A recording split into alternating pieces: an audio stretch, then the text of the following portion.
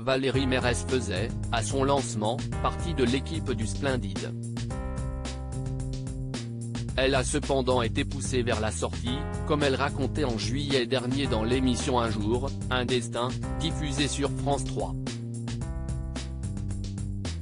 Une bande de jeunes comédiens qui décident de fonder un café-théâtre où ils pourront jouer leurs créations, c'est le point de départ de l'histoire du Splendide.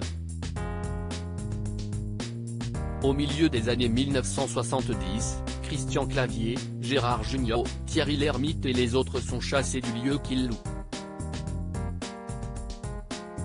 Ils décident alors d'acheter ensemble une ancienne mûrisserie de bananes dans le quartier des Halles, au 10 rue des Lombards, à Paris, pour en faire leur propre café-théâtre.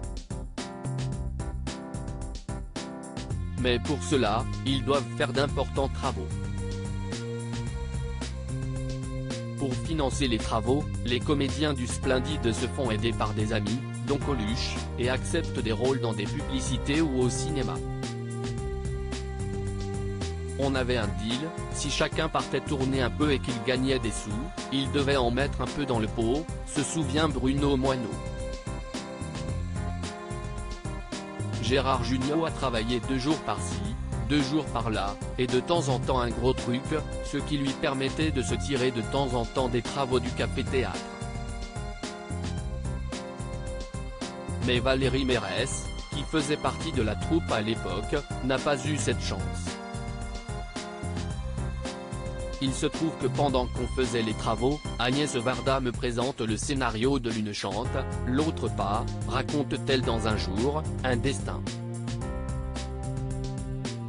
Moi je suis une fille donc on ne me dit pas, revient après. Au début je lui dis, Ben non, je peux pas faire de cinéma, parce qu'on n'a pas fini les travaux d'un théâtre qu'on est en train de faire et après on va jouer une pièce. Elle m'a mis le scénario dans les mains, elle m'a dit, tu vas lire ce scénario et puis quand tu l'auras lu, tu me diras si tu veux toujours aller faire des crétineries avec tes copains, se souvient Valérie Mérès.